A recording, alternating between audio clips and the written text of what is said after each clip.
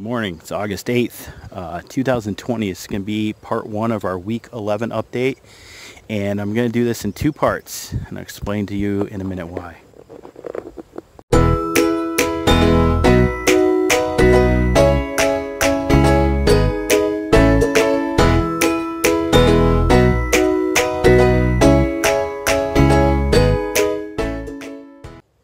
This is going to be a two-parter, guys. It is Saturday, August 8th, like I mentioned, and we're going through the garden, and I realized that I've got to pin up a bunch of stuff today and get these things back in order. I got a bunch of tomatoes, just because of the weight, have been falling over. I've got to get them tied up again. Got to get some more string and some more wire, take care of that, and do a little retrospective on how it is. I'm going to be doing some stuff differently next year. Number one thing to do differently is get some taller cages, because these cages are not tall enough, and I've been adding some additions to the top of them to support some of those plants that have just kind of been crowning over and hanging, and some of them actually have split. So I got to find that one I saw yesterday that was split and broken, get it all tied up. Reason I'm making the video part one today is because by tomorrow the goal will be to pull out all the non-producers. So probably going to yank 90% of the cucumbers out, and probably some of the beans too as well, and figure out what the heck's going on with my melons here, my cantaloupe melons, not the pumpkins, and figure out what's going on with them. I've dusted them and sprayed some baking soda and stuff in there, hopefully get rid of some of this mold that's on here. It looks like it has worked a little bit, but it's pretty severe, and I should have caught it earlier, but my lazy ass did not. Anyway, going to be pulling out some of these cucumbers too as well. These are almost completely exhausted, and maybe pull a zucchini plant out or two. Gotta say though, this basil impressive. Got to get some pesto made, get this pulled off, and get that done. But we got a brand new pumpkin coming in. This is a brand new vine coming out that's probably only like a week or two old. Look at that melon over there. I don't know if you guys can see it. It's tightly in there. But our melons that were on the back vine, on the back trellis, finally got the wilt. They died, but before they did, all the melons fell off the vine, which was actually pretty cool, because it kind of told me that they were somewhat near done. And I took I gave John a couple of them, and then we took one home and gave the other one away that we had. Cut it in half last night. Holy crap, it smelled so pretty. It was beautifully like orange inside, and it was like damn near perfect to eat. So even though I'm not a huge cantaloupe fan, I'm definitely gonna eat that. And that's one of those experimental plants that we're going to grow again next year. What else have we done? We pulled a ton of tomatoes off this year, or this week, and our Carmens are starting to turn. I've been pulling a ton of jalapenos off, and our Tabascos are getting ready to come off too as well. The biggest surprise here this year is the zucchini. As you can see, they're on their way out, and you know, I haven't helped them much in the past 2-3 weeks, but they are still producing. I've probably pulled about 10 zucchini out of here this last week, and there's probably about another 10 in here that I'm letting grow. Green peppers have been doing great. Hit them hard with that magnesium this year. A little Epsom salt sprinkled on there 2 or 3 times this year, and they just took off. They blew up. Never produced peppers like that ever in the past 4 years. But then we got our cherry tomatoes that are just producing like crazy. You know, there's some black cherries right there. And then we got some black crims that are starting to come in. I've pulled about 2 or 3 of these off, about the size of your fist. Those are doing great. Look at those. Man, those are nice. Sorry about the shadows and the wind that's coming in, but hopefully you can get a good shot of some of the stuff. But look at that. I've got one of those tomato caterpillars on one of these plants that I cannot find, but I've seen the remnants of their droppings, little black castings, and the way they decimate the top of the tomato plant all the way down.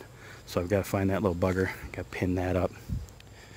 That's probably the one. Yep, that's it. That's the one that split. But I need to get a bigger stake in here so I can get that done. But look at these orange currants.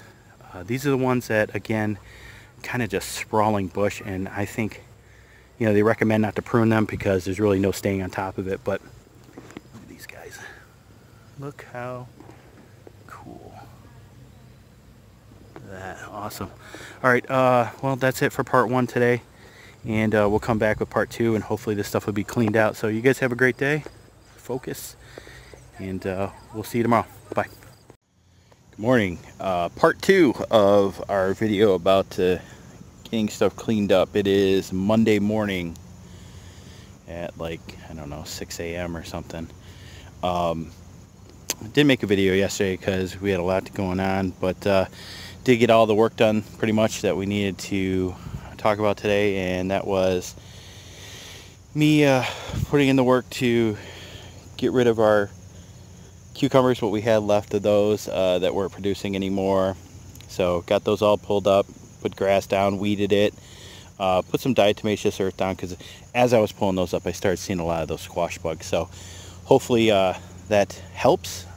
You know, we don't use any kind of insecticides or anything, so it becomes quite the struggle at some points during the year. So did the same over here with green beans and the rest of the cucumbers we had, and then left a couple green beans up that were still producing, even though they got like a little bit of rust on them. But I'll let them go, probably pull them out in like 2 weeks. But as you can see, that's the diatomaceous earth. Normally I was covering that up with the grass, which effectively probably will make it completely inert. Not that it isn't already, but just it'll soak up all that dryness, so it probably won't be as useful. But hey, you know, we got to cover it up, make it look good, and make sure that we get the soil ready for next year. Did the same thing back here, pulled out all our cucumbers. I think we had, of the English style cucumber and some of the larger regular cucumbers, I think we had 12, 13 plants over in this little area here, and think about the same of the pickling cucumbers over there. We'll do these again next year. We'll take some different precautions. Every year you learn more. Yeah. What else is going on? Got the mildew really bad. Started putting stuff on it. Waited too long. I'm probably going to lose all this stuff. Those leaves are not going to recover. The melons got the wilt, but here's the good thing about it. I got all 4 or 5 of those melons off there. They were all ripe. Had them at home, gave a couple to John, gave a couple to some other people, and they were like excellent. I cut one apart the other night, and Jennifer and I had some of that. Look at that. We got fresh pumpkin vines and fresh pumpkin little buddies here. I got one there, and what do we got over here? There's one there, and I know I saw, no, there's another one right there. He's getting big already too. And yeah, that's good to see that the vines are deep green. They're still doing well. We don't want them to go that yellow. They've got a lot of new fresh leaves, and I sprayed all of these with some baking soda. I'll hit them again tonight. Hopefully we can fight it off and get to a point where the leaves won't do that completely, because I'm too dumb and waited too long. Pumpkin ready to come out there, pumpkin ready to come out here and here, and the green ones over there are starting to turn a little bit. So yeah, gonna probably get time to pull those out, but you know, they're not gonna make it till October or anything like that for Halloween. But our cantaloupe are doing like a week ago they were doing phenomenal. Like if you watched last week's video and saw this, like there was nothing that was stopping these cantaloupe. We got another baby right there too. Nothing was stopping these cantaloupe, but they got the, I want to say it's a rust or something on the leaves, that brown area. You can see it, but I got 1, 2, 3, 4, 5, 6, 7, 8, 9, 10, about 10 cantaloupe on here right now. There's a baby right there, and they're still going, but I got to figure something out here, because these are gonna die. They're not gonna make it if I don't do something. So gotta look up on what to do. Like I mentioned, it's our first year with those melons, so we'll do them again next year, and enjoyed them, and people seem to like them a lot. Pink oxalots, they're coming in really good, and they get that nice little pink fleshy color to them. They don't get totally red, so that's hence the name, pink oxalot. So you got to pull them off. Most people let them sit on there too long, and they I got some drooping plants, and they over ripen. So pear drops that need to be pinned up. You know, I keep making the same mistake every single year about not staking up my stuff soon enough. One thing I will say about staking, don't do it. Don't do staking. Like, unless you've got some tall stakes and you've got a lot of time on your hands, I would not do staking. I will not do it again. I will take the time and build more cages next year. It is the way to go. That, maintenance free.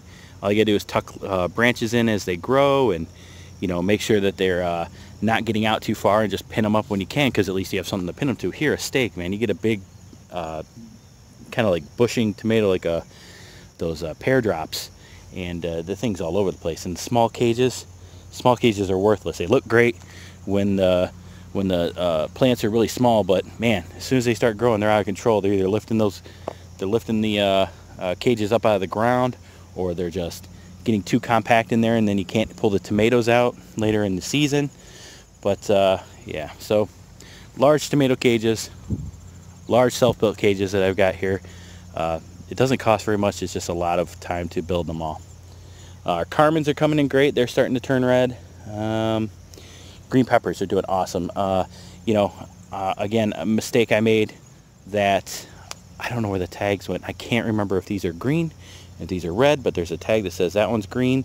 So we pulled those off when they were green, but I know a majority of these are red. Black cherry tomatoes, gotta do some pruning over here, but some cleanup. But look at these guys. Focus. There you go. Phenomenal. Look at those guys. Yeah. Got another plant right there, and they're producing insane amounts of those black cherry tomatoes. And as you can see, this just keeps going nuts. And we still got a lot of blight. Still got a lot of stuff that needs to be taken care of in here. San Marzano is doing well. A lot of them producing quite well. The other couple ones are not doing too well. These are the ones that I had blight, really bad early blight, and I knew they weren't going to recover. So, I mean, I'm just doing with what I can with them. But this one, look at that. Nothing does that except for that giant green blob-looking hornworm. It's a big old worm if you've ever seen it. It's probably about as big as around a quarter. Can get about as long as 8 inches, and they're fat. And they will tear up a plant in one day. This one did, and I found the castings. Here you go. Here is the perfect there. Those are hornworm castings. Basically, they're shit. Just like that. And you know you have a hornworm around. Where he is, I do not know. I've been looking for him for like 2 days, 3 days now. I have not been able to find him. He's over here, though. Let's just hope a bird got him. It's a good meal for a bird. Next 2-3 weeks, these smaller tomatoes are going to be coming in quite well. And you can see I pinned that up. Sorry, keep on. What's wrong with the focus here, guys? Sorry. Come on, focus. There we go. The indigos, cherries, those are doing quite well. Some of them are starting to turn, but they still. And I just accidentally broke that off. Nice. Oh wait, it's still on. They are green on the bottom, and when you can find them when they turn red. Let's see if we can find any that are like ready to go here. That one's on its way. No, none. These are really tricky because they will get totally black, but still not be ripe. You got to get that redness underneath the bottom of them. We left a cucumber in here last night, apparently. Yeah. Super 100 is doing great. Phenomenal. The, man, look at that. Look at all the fruit up there. That is just incredible. This one's topping 7 feet now. Ever since I put this extra thing on here, it's getting super tall. That one's probably about 7 or 8 feet. And we got sunflower over there that we left at the beginning of the season. We saw it starting to come up naturally. We didn't plant it, so we left it. And it's doing well. Zucchini. Yeah, zucchinis are on the way out. Finally. Got some of them that we planted a little bit that next week after are still doing well, but I'm just letting them go. Letting them do whatever they want. They got a lot of blossoms still in the morning, so I went to check out this morning. A lot of male blossoms. I only see a few female, but I will pull these out in 2 or 3 weeks. As I was mentioned about pulling the cucumbers out, we laid down the grass. Yeah, all that's good. Everything looks good. except for the orange currant. So you'll see from here, see if I can get my hand from there all the way down here. It looks like a mess. That is a mess right there. But these are all the orange currant tomatoes. They are those right there, which I've shown you guys before. Focus. There you go. And just look how many there are. This bush is insane. I don't know if I'm going to plant these again next year, because I don't know how I'm going to get these off. Like, it's a pain just to even get in there and get some of them. And by the time we got some of them off early in the year, they were cracked because we got so much rain, and those little things just burst like you wouldn't believe. But yeah, what else is going on? Nothing much, just kind of waiting for all these tomatoes. Got to pin some of these Amish paste back up now that I can get under there. Got a lot of kale still. It kind of looks like that because we continually pull it off. Got some curly kale. That's really good. And probably going to pull those carrots out this week, and our onions. The only problem over here is I haven't done any weeding, and I should. Our bunching onions are looking great. Can pull those out just about any time we want. And the basil behind it. Yeah, just haven't done any weeding over here. I don't think I will. I'm just done with it, I guess. But yeah, everything is looking great. The Tabasco, like we mentioned the other day. But everything is looking great, except for the melons. But you know, I guess we'll do something about that if we can.